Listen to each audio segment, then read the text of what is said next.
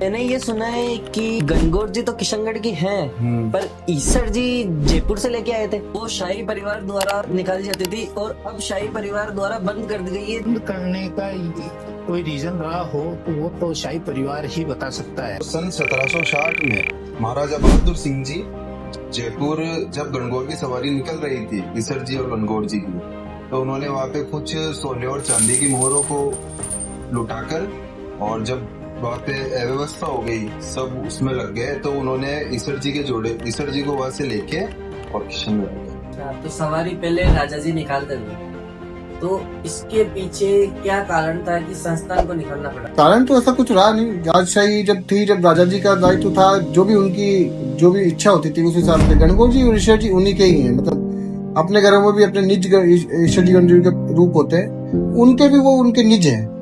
1998 में ये संस्था रजिस्टर्ड हुई, उसके बाद में कंटिन्यू संस्था चली आ रही है।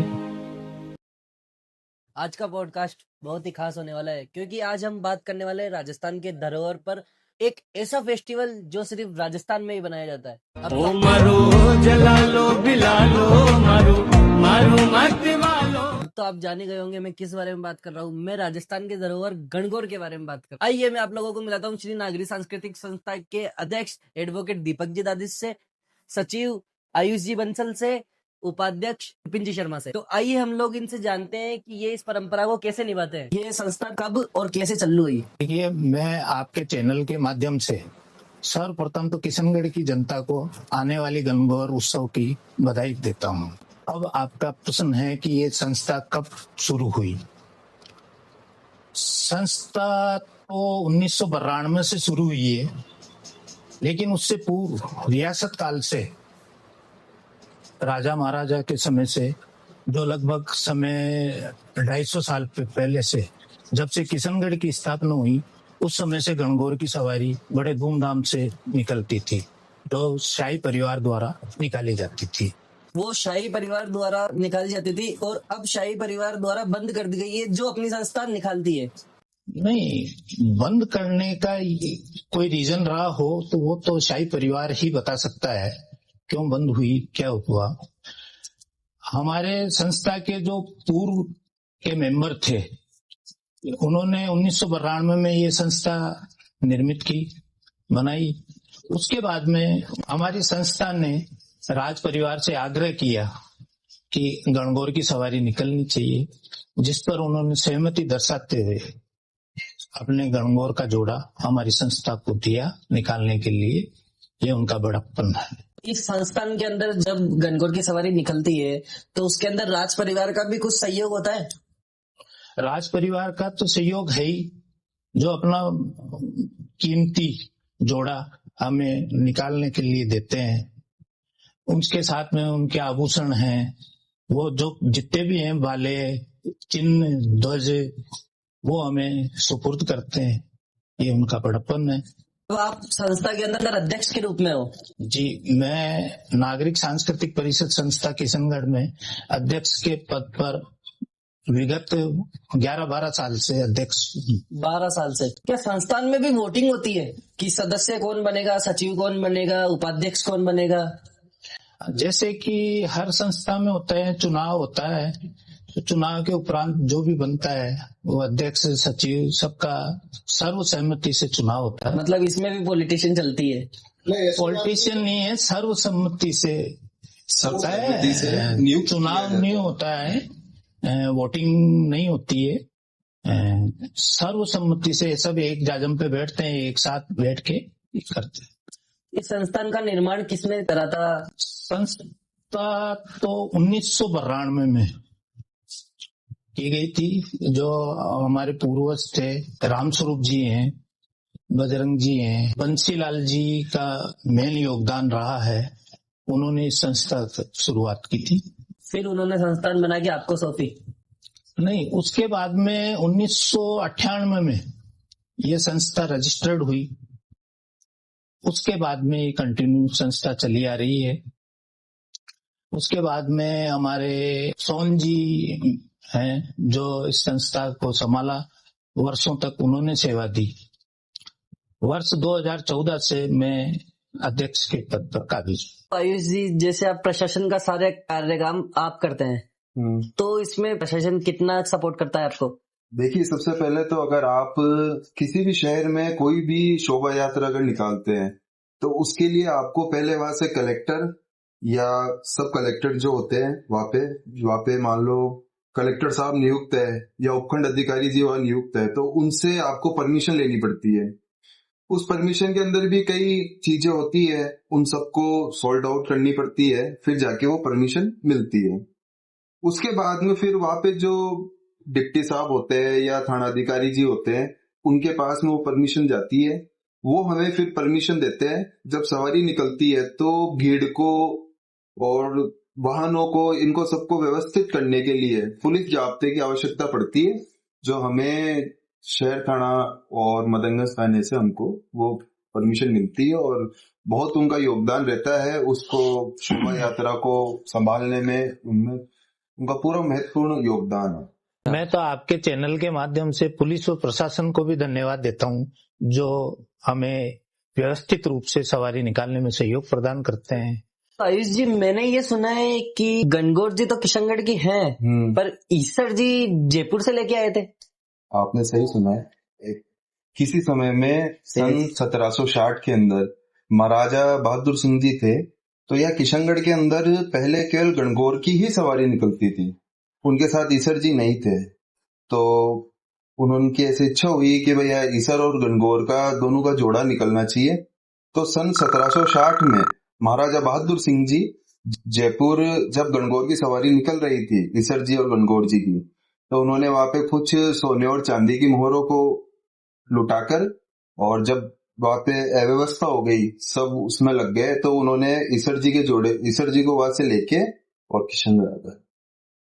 ये आप गूगल करके भी चेक कर सकते हो, इस पर बिल्कुल विस्तृत जानकारी इसके बारे में दी गई है। इसमें मैं एक संशोधन और करना चाहता हूं। जब वो लेके आ रहे थे तो रास्ते में 7 चारे से भरी हुई बैलगाड़ियां थी, तो घोड़ा उन 7 बैलगाड़ियों को छलांग लगा के और उंगाल के आ गया। सैनिक जो जयपुर के सैनिक थे वो उसके पीछे पड़े हुए थे, तो वो उन गाड़ियों के पीछे ही रह गए। ये गणगौर जी, ईसर जी महल में कहाँ विराजमान होते हैं? ये तो महल वाले बताएंगे, हम कैसे बताए कहाँ विराजमान होते हैं। नहीं, आप अगर वहां से लेके आते हो तो हम नहीं, वो बाहर बग्गी तक हम तक पहुंचाते हैं। उसके बाद जो किले का गेट है वहां से हमको मिलती है। हालांकि उनके अंदर उनका पूरा निवास स्थान बना रखा है अलग। ईश्वर जी गणगौर जी एक अलग उनका महल है किले के अंदर, उसमें वो विराजमान होते हैं, साल भर वहीं रहते हैं, जो हमने सुना है। हमें ऐसा नहीं है कि हमें किले के पूरे पता हो या राज परिवार की पूरी परंपरा हमको पता हो, वो बेहतर तरीके से वो बता सकते हैं। हम लोग केवल सवारी के बारे में या इस कार्यक्रम के बारे में बता सकते हैं।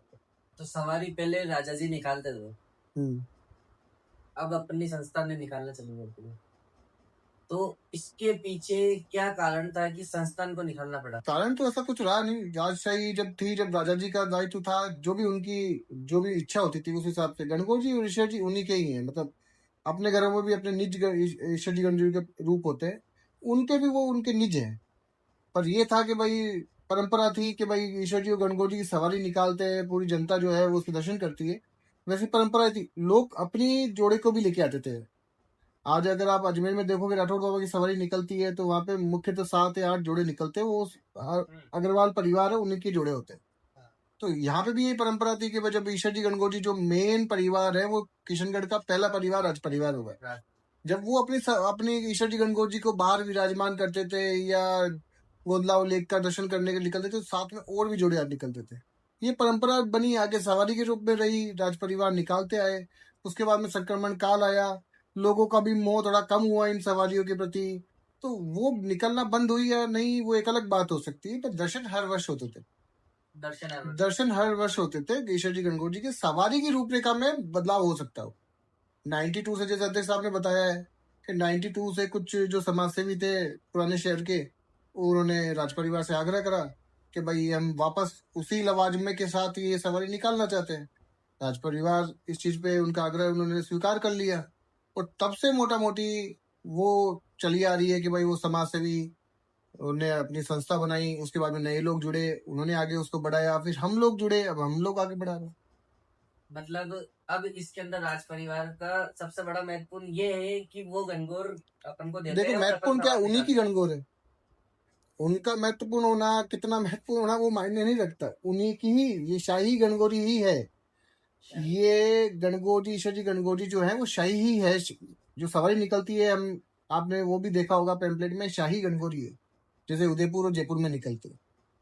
ये केवल ये है कि संस्था इस पूरी रूपरेखा को देखती है, भाई कैसे निकलेगी, कब कहाँ पहुंचेगी, क्या क्या इसमें कार्यक्रम होंगे, ये संस्था देखती है।